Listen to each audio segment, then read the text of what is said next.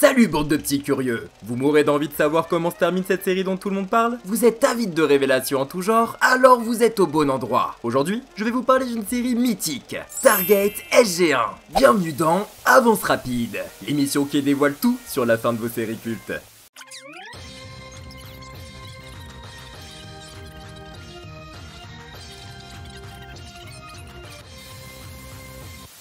Stargate SG1 est une série télévisée dérivée du film de 1994 réalisé par Roland Emmerich, Stargate, la porte des étoiles. Cette série de science-fiction composée de 10 saisons de 214 épisodes a été développée pour la télévision par Brad White et Jonathan Glassner, scénaristes de Au-delà du réel et producteurs de 21 Jump Street. En France, la série a été intégralement diffusée entre le 18 septembre 1998 et le 8 décembre 2007 sur M6. Vous vous souvenez? C'était chaque soir après être rentré du collège. Sacré coup de vieux! L'action de Stargate SG1 commence un peu plus d'un an après celle du film. Le programme SG1 est plus ou moins à l'abandon et le colonel O'Neill est à la retraite. Mais un commando extraterrestre avec des uniformes similaires à ceux des soldats Dora traverse la porte et envahit la base du Stargate Command sur Terre. La première mission de SG1 est d'aller sauver les personnes enlevées. Cependant, l'équipe se fait rapidement capturer à son tour. Ils ne devront leur salut qu'à Teal'c, un garde Jaffa qui décide de tout quitter pour les suivre dans l'espoir de libérer son peuple des faux dieux.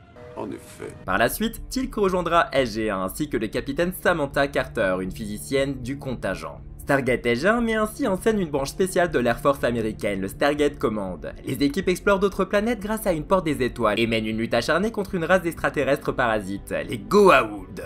Les Goa'uld règnent sur un grand nombre de planètes de la galaxie et seraient des dieux d'ancienne mythologie terrienne. Elle te plaît, mon amour? Au cours de ces explorations, l'équipe SG1 rencontre aussi bien des peuples pacifiques tels que les Nox que des peuples en mal de puissance tels que les Réplicateurs. Exploration, découvertes et aliens, ok, mais comment ça se termine Stargate SG1? Avance rapide!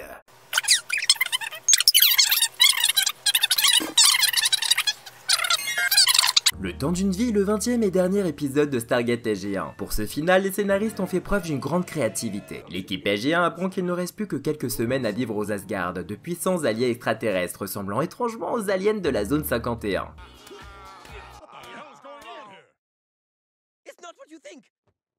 Craignant que leurs connaissances ne tombent entre de mauvaises mains, les Asgard décident de les transmettre à SG1. Mais avant qu'ils en aient le temps, leur vaisseau Odyssée est attaqué par les Ori, des extraterrestres malveillants aussi pâles qu'un Doliprane périmé. Pour gagner du temps, Carter parvient à placer le vaisseau dans un champ de dilatation temporelle. Oh, dilatation.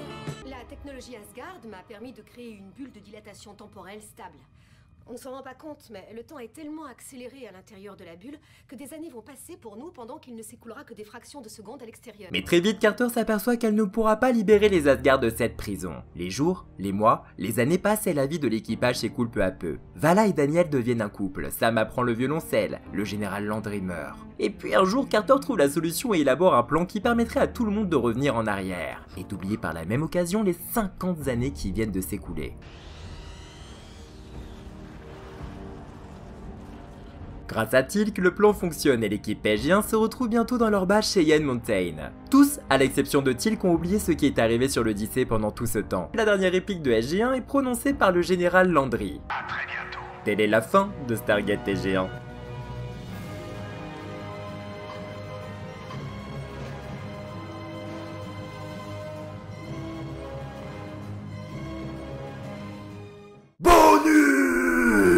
Le saviez-vous? N'ayant plus clore le chapitre des Ori, les grands bad guys de la dernière saison, l'équipe des scénaristes entreprend de faire du film Stargate l'Arche de Vérité la conclusion au chapitre des ennemis mortels de SG1. Le film sort en vidéo en avril 2008 en France. Pour faire face à l'armée des Ori qui s'apprête à envahir la Terre, l'équipe SG1 part à la recherche de l'arme ultime, l'Arche de Vérité. C'est après un affrontement épique que les Ori sont vaincus. Dans les dents!